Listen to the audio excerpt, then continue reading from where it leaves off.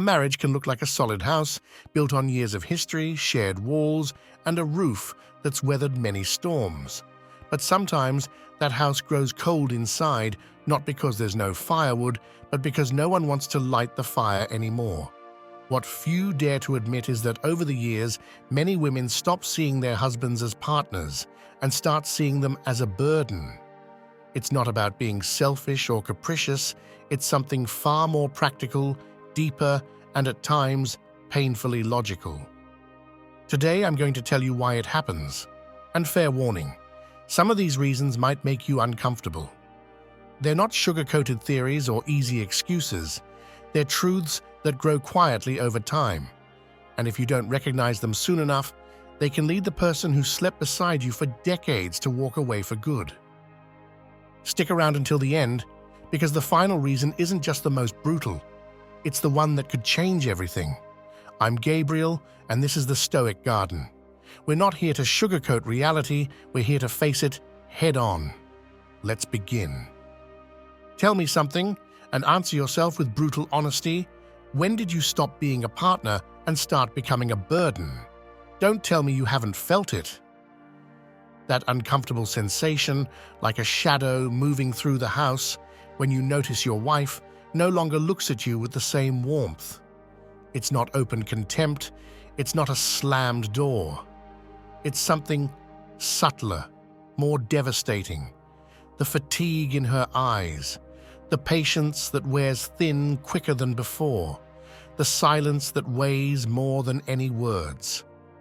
This first point is the most obvious, and yet the one most people choose to ignore.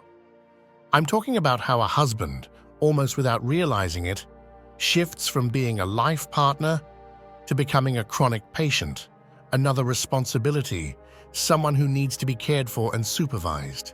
From partner to caretaker, the invisible role that wears her down. Picture a boat. For years, both rowed together, weathering storms, adjusting their course. But one day, one of them lets go of the oars, trusting the other to keep the boat moving. And at first, she does. She rows for both, believing it's temporary, just a rough patch. But time passes, and the one who stopped rowing no longer even wonders where they're headed. She's dragging the weight of them both, while the other gets used to drifting along. How long do you think someone can carry that burden before breaking down? How long can a woman feel like a mother, a nurse, an assistant, without it killing the desire and the respect? This isn't a judgment or a condemnation. It's a mirror, and the reflection can hurt. The Stoics knew well that nothing erodes human connection more than passive dependence. Epictetus said, "Don't seek for things to happen the way you want them to. Rather, wish that what happens happen the way it happens. Then you will be happy." But what happens when someone decides to just let life flow, without effort, expecting the other to maintain balance? You become dead weight, someone who demands care but no longer brings life to the table. There's something many older men don't want to admit. The line between being loved and being merely tolerated is razor thin, and crossing it doesn't happen in one grand gesture. It happens with tiny choices every day. When she sees you've stopped taking charge of your health, that you've handed off your responsibilities to her, that you'd rather complain than act, something inside her begins to fade. It's not because she doesn't love you. It's because she's exhausted. Think about the most powerful image in Christian faith, the act of service, Christ washing the feet of his disciples. But that service, that act of love, is voluntary and mutual, not imposed or eternal in just one direction. Love that always carries, always endures, always gives, without ever receiving a sign of shared commitment, eventually turns into resignation. And that's where the distance begins, not because she changed, but because you let go of the oar. So the question you need to ask isn't whether your wife has grown distant, but when was the last time you made sure you were her partner, not her responsibility? There are no easy villains here, only accumulated decisions. Stay with me, because what's coming next isn't gentler. It gets even more uncomfortable, But if you don't face it, what you'll lose isn't just your wife's affection, it's your dignity. Let's keep going. We just talked about how a man can, almost without realizing it, become more of a burden than a partner. But there's something just as corrosive that settles quietly into many long marriages, and we need to talk about it now, without sugarcoating anything. We've reached the second key point in this video: shared loneliness, when two bodies live together but their souls no longer reach for each other. Few things are more devastating than the feeling of being alone while in someone's company, sleeping in the same bed, sitting at the same table, living under the same roof, and still feeling that there's an emptiness between you that nothing seems to fill. How does something like this happen after decades together? Because emotional connection doesn't maintain itself on autopilot. Habit isn't love. Routine isn't companionship. Stoic philosophy warns us again and again about the danger of taking things for granted. Marcus Aurelius wrote, "Observe how many things pass you by unnoticed, simply because you've grown accustomed to them." The same goes for the person next to you. You see her every day, but you stop really looking. You hear her words, but no longer listen to what's underneath. Over time, that indifference becomes a gap so wide, not even the years you've shared can bridge it. The most dangerous thing about this shared loneliness is that it's quiet. It doesn't come with shouting. It arrives through absence. It's not an open argument, it's a cold disconnect. She stops telling you about her worries, her joys, the small victories of her day. You, on your end, think that as long as there are no obvious problems, everything's fine. But it's not. The lack of conversation, genuine interest, and emotional closeness kills more marriages than any fight ever could. And in old age, when the kids are gone and the work responsibilities fade away, all that remains is that daily life together. If you've spent years building a routine empty of dialogue and attention, that's the moment when the silence becomes unbearable. Seneca said that the soul needs nourishment just like the body. And here's the issue. Many men believe that as long as there's food on the table and a roof over their heads, they've done their part. But they forget to feed the soul of the relationship. It's not enough to be there, you have to be present, to listen, to ask questions without rushing the answers, to genuinely care about how she's doing, what she dreams of, what hurts, what brings her joy. When this gets neglected, the house fills with silence and ghosts. Think about this. How long has it been since you had a deep conversation with your wife? One of those where time seems to stop. How long since you really looked at her like you did when you first met, wondering who she is today, not who she was 20 years ago? Shared loneliness doesn't show up all at once. It builds every time you choose the news over listening to her, every time you assume she'll always be there, even when you make no effort to keep discovering who she is. And there's something else, something many men overlook. When a woman reaches a certain age and realizes she's been invisible to her own husband for years, she also realizes she doesn't have to put up with it anymore. She no longer fears being alone because she understands that true loneliness isn't being without someone, it's being with someone and feeling no connection. That's when she starts to pull away emotionally, to seek that connection elsewhere, in friendships, in activities, in herself. Because a relationship that doesn't feed her eventually starts to suffocate her. Let me be clear. If you don't fill that space with interest, attention, and a curiosity for who she is now, that space will still be filled, but with distance. Life, faith, and stoicism all teach us that we can't control others, we can only control our own attitude. And your attitude, my friend, can make the difference between being a companion or just another stranger in the same house. We've seen how routine and indifference can turn a shared life into a minefield of silence.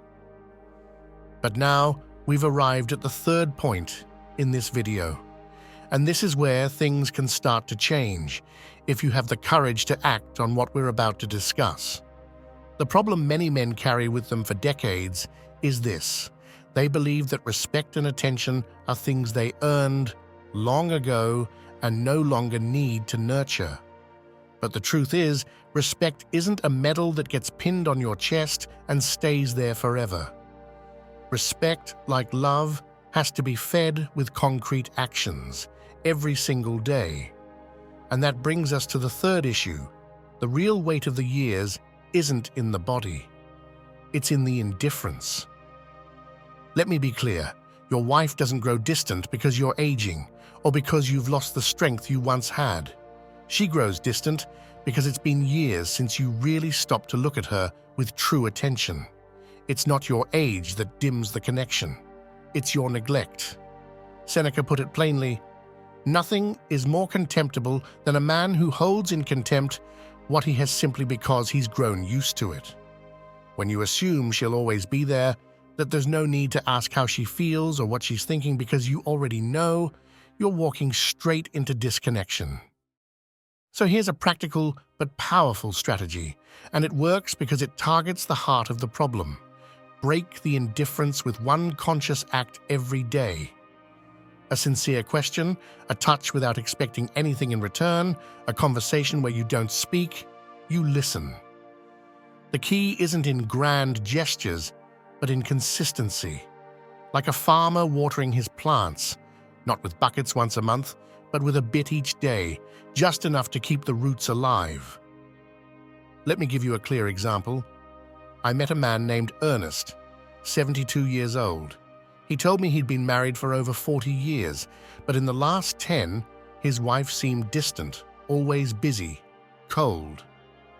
I asked him what kind of conversations they had. He went quiet. He admitted it had been years since he asked her about her dreams, her worries, what made her happy. He'd convinced himself that the distance was just part of getting older, something inevitable. But one day, he decided to try something different. Every night before bed, he'd simply ask how her day had been and what she wanted for the next. Nothing more. At first, she answered with short replies, like someone who doesn't believe you truly care. But over time, those questions became the thread that reconnected two souls that had been drifting apart for years. Do you see it? It's not magic. It's intention. It's choosing every day to remember that respect isn't demanded, it's cultivated. And the more intentional you are with the little things, the bigger the impact on your relationship. Now, if what you've heard so far is striking a chord with you, and you know you want to change how you show up in your relationships, I want to invite you to subscribe to the channel and like this video. That helps me keep bringing you these reflections that, while uncomfortable, are necessary. Let me know in the comments where in the world you're watching from, and write the phrase, "Respect is cultivated." If you know this point hit something deep inside you. Don't go yet. There are still important truths to uncover, and the final reason might just make you see your life through a whole new lens.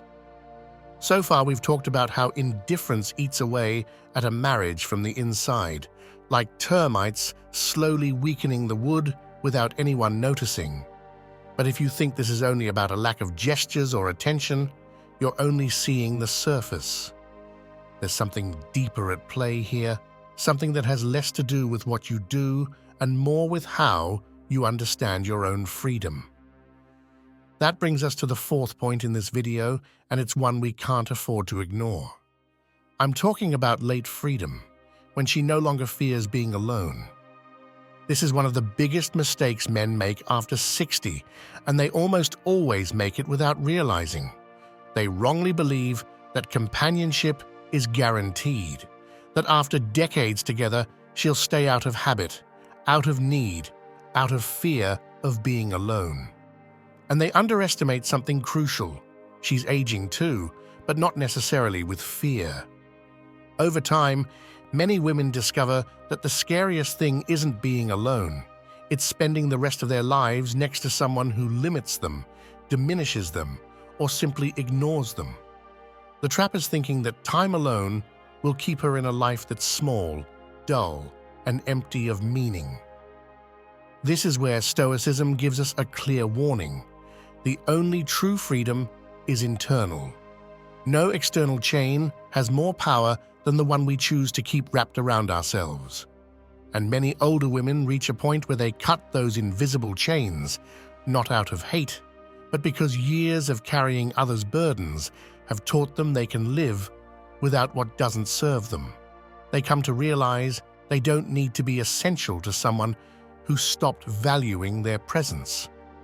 The mistake is thinking we'll always depend on one another without recognizing that there comes a moment when the desire for autonomy outweighs the fear of judgment, of what people will say, or even the fear of facing old age alone. This doesn't happen overnight.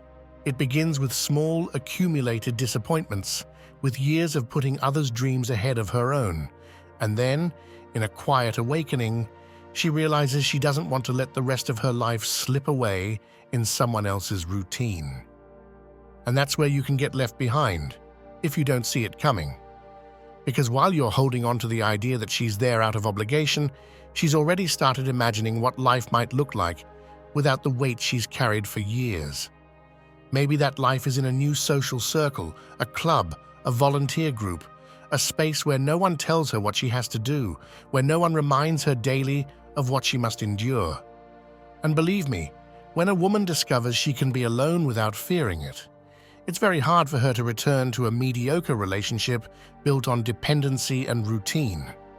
Think about how many times you've assumed her presence was permanent, like part of the furniture, without stopping to wonder whether she still genuinely wants to share her time with you, or if she's just counting the days until she gets her space back. The consequence of falling into this trap is clear and brutal.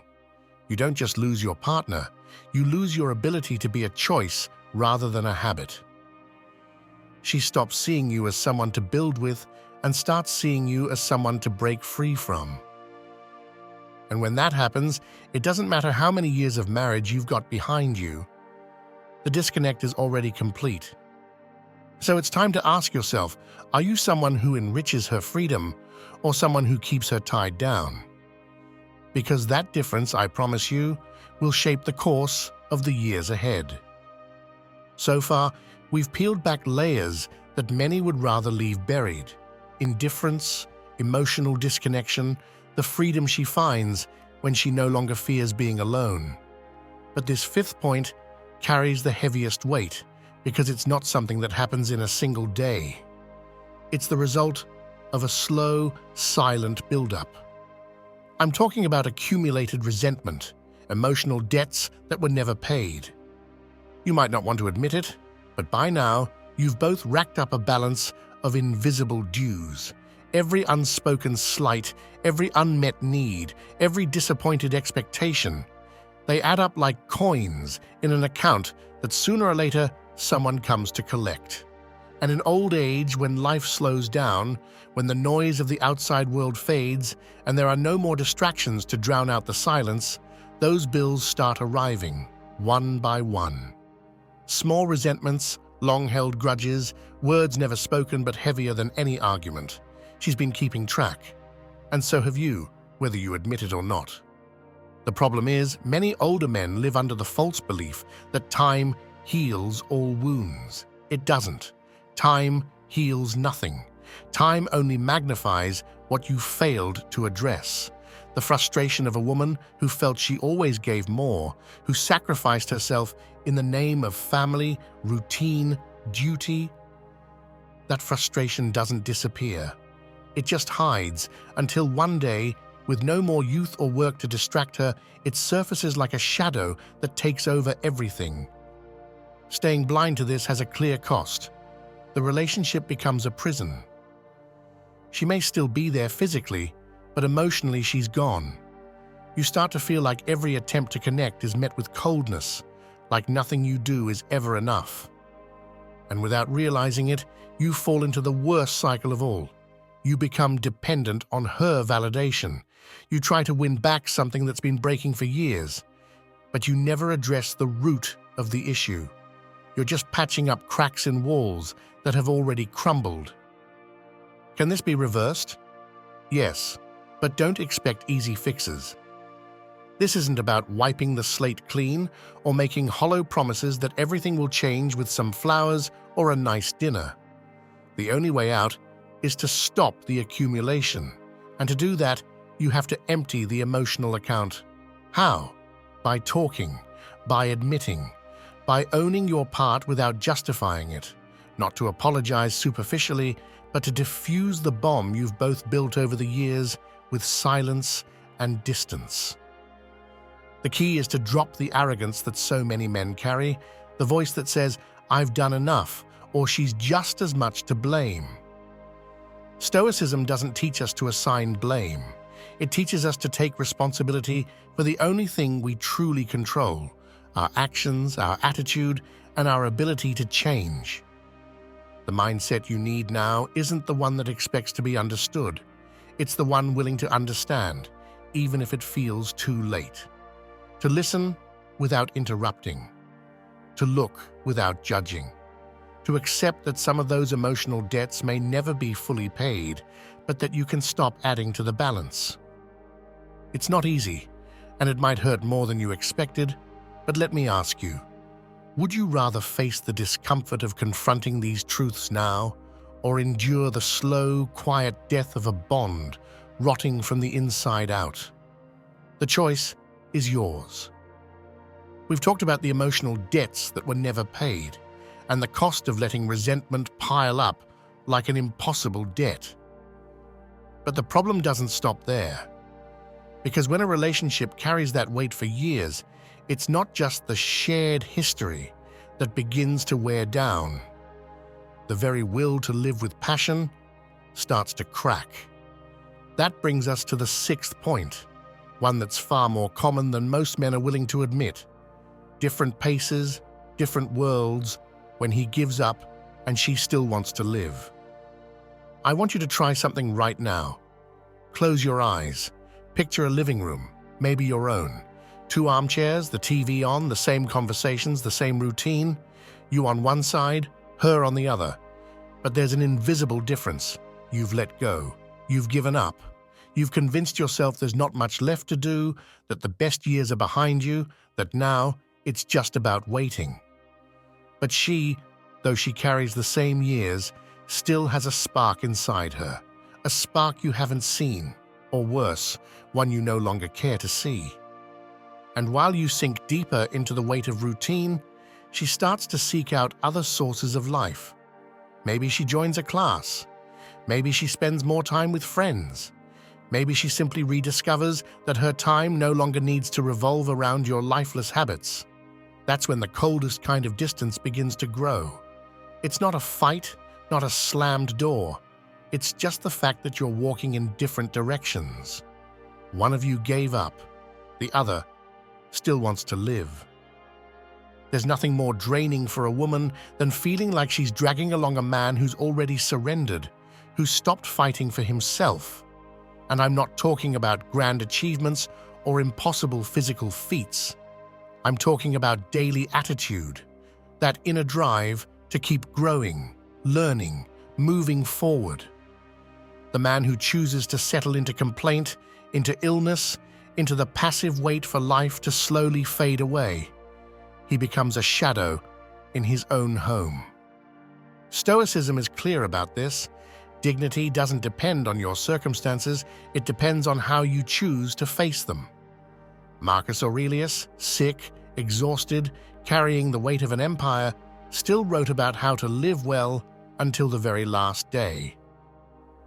So what excuse do you have for giving up early? Here's the hard truth.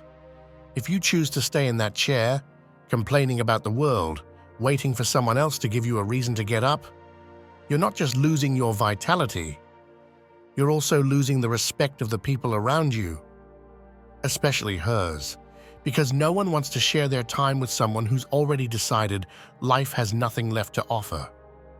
Now picture that scene 5, 10 years from now. You, locked in routine. Her, growing more distant by the day, spending her time on things you no longer share. Ask yourself, brutally, is that how you want it to end? Watching the person who stood by your side for a lifetime become someone who no longer sees any trace of who you once were. There's no loneliness more painful than the kind that comes from surrender. Everything we've talked about so far has brought us to an unavoidable point. We've gone through the indifference that slowly kills, the loneliness shared under the same roof, the weight of unresolved resentment, the freedom she finds when fear fades, and how giving up too soon only speeds up the disconnection. But there's one more poison, quieter, more insidious, that runs through all of this and worsens with time. We've reached the 7th point of this video, and I won't sugarcoat it. The weight of aging machismo, the control, the jealousy, and the subtle devaluation that many men still carry without realizing it. Some men believe that growing old together means they still have the right to control, to impose their opinions, to dismiss their wife's desires and decisions.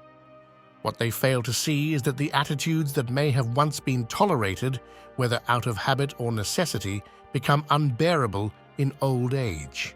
A woman who has spent decades giving up space, silencing her voice, living under the shadow of jealousy, criticism, or subtle disdain, eventually reaches a point where she simply doesn't want to do it anymore.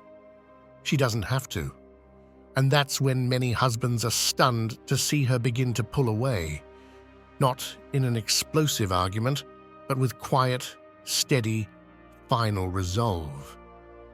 What makes this even more dangerous is that aging machismo doesn't always shout or hit. More often, it hides behind well-meaning remarks, comments that undermine her, the constant expectation that her life should revolve around your needs, the irritation when she does something for herself without asking for your permission. These are small, repeated gestures that end up eroding respect. And here's the harsh truth.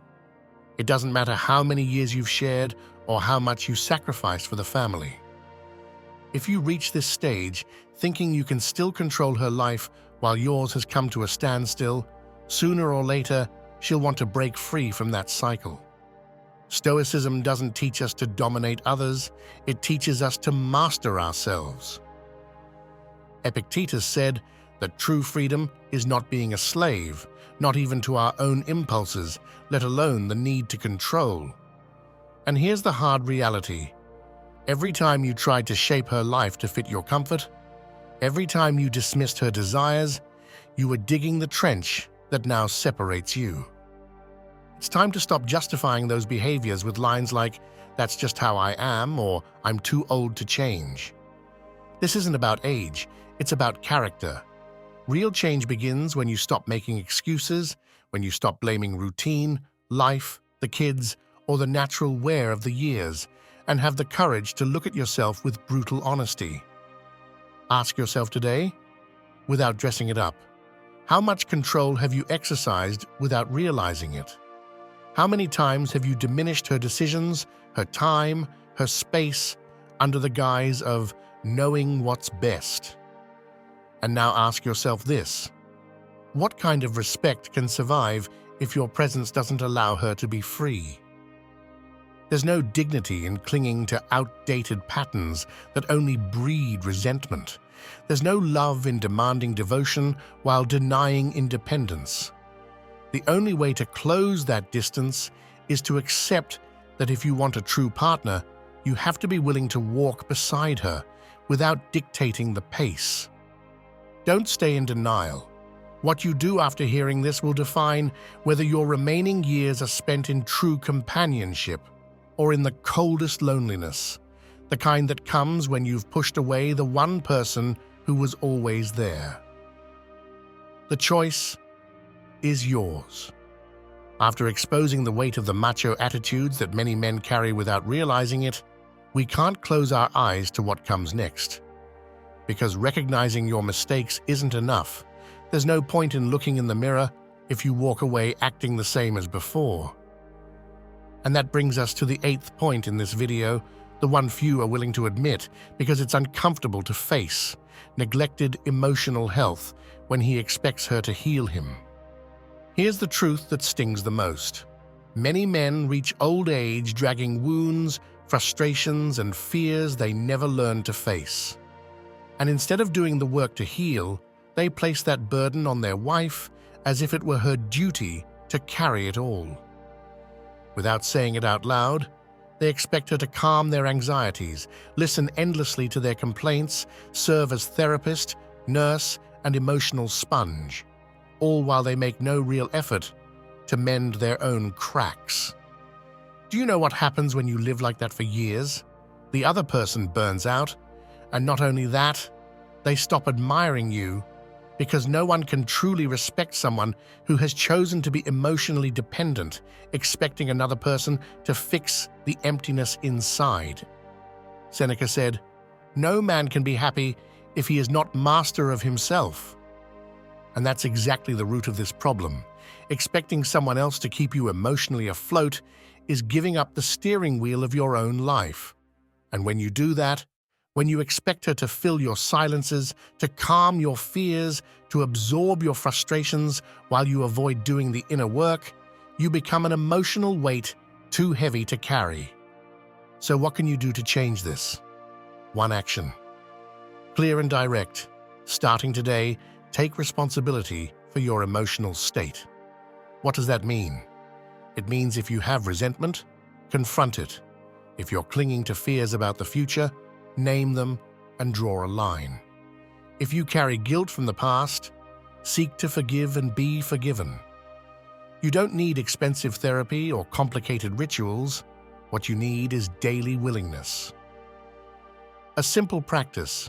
Every time you feel the urge to dump your frustration on her, stop and ask yourself what you can do to address it before handing it over to her.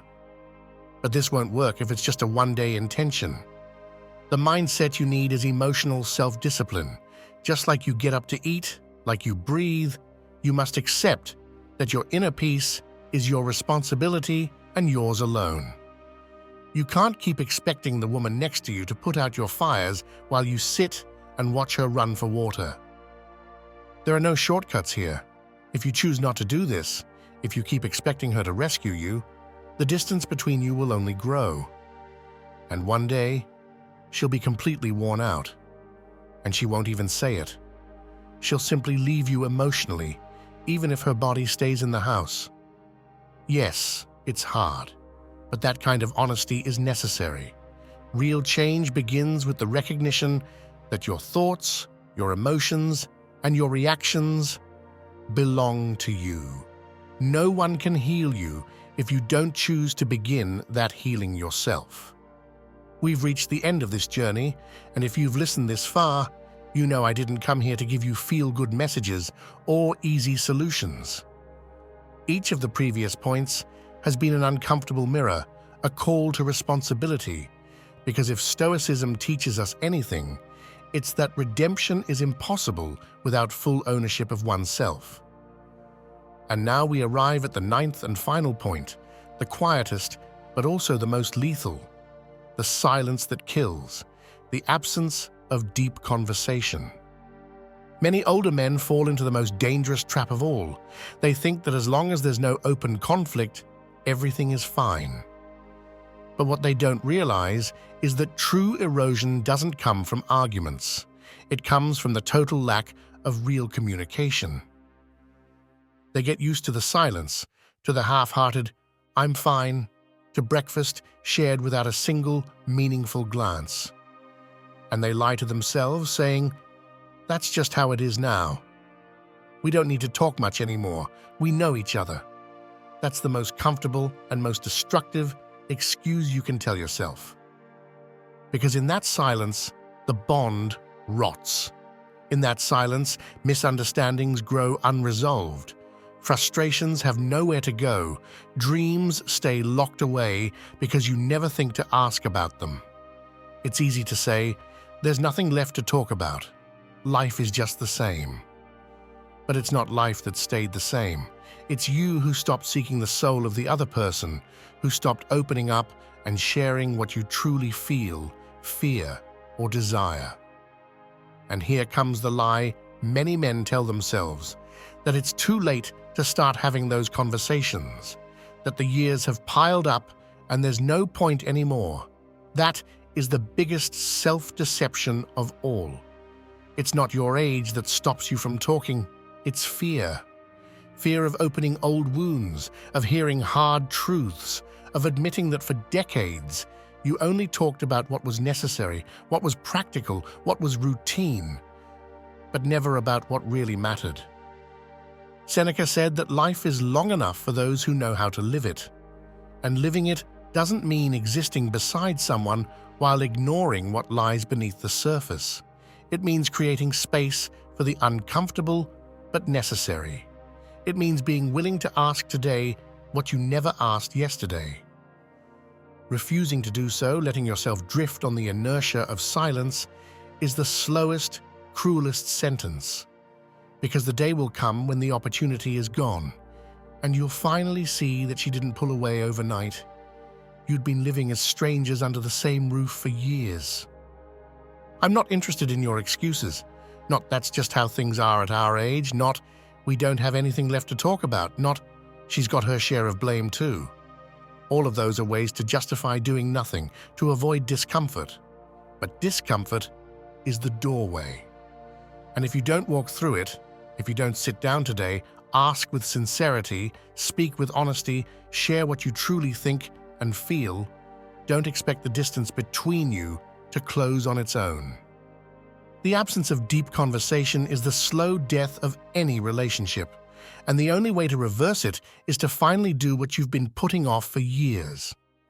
Ask, listen, dare to speak, because when you stop talking, you stop existing for the other person. This is where the journey ends, but the real decision begins now. It's up to you. Will you stay in the silence that kills, or will you finally open the door to a life that's fuller, more honest, more yours? The choice is yours. If you've made it this far, then you already know. This hasn't been a comfortable ride. We're not here to hand out cheap consolation or to sugarcoat reality. What you've heard today is, plain and simple, what most people won't dare tell you after 50, after 60. Truths that may have been knocking on the door of your conscience for years, but you've kept outside, hoping time, routine, or habit would somehow keep the house standing. But now you can't ignore it anymore. Every reason we unpack today isn't theory. It's the root of why so many women end up walking away. Not out of malice, not on a whim, but because over the years, they watched love and respect erode, worn down by indifference, control, the absence of respect, and emotional neglect. I know not everyone can handle hearing this. Most people click away before the truth gets too uncomfortable. But not you. You stayed, and that sets you apart. Not because I say so, but because very few are willing to look in the mirror and admit that change is urgent and that the time to act is not unlimited. If you've stayed until the final minute, I want you to leave a comment with your country and the phrase, "I choose to wake up." Because there's no greater act of courage than deciding to open your eyes, no excuses, no self-deception, and take real control of your life. I'm Gabriel, and this is the Stoic Garden. I'm not here to sell you illusions. I'm here to remind you that your dignity, your peace, and your happiness don't depend on what others do. They depend on the inner strength you choose to cultivate starting now. This channel exists because too many people reach midlife with the false belief that it's too late to change. But the truth is, not changing is the only guarantee that the emptiness will keep growing. If you know this message matters, not just for you, but for someone else who might have been stuck in the same patterns for years, I invite you to subscribe and share this content. Not out of obligation, but because being part of an awake, conscious, and committed community can change how you choose to live the rest of your path. This doesn't end here. I'm leaving 2 more videos on the screen that might shake you just as much, or even more, than this one. The conversation is just beginning. I'll see you there.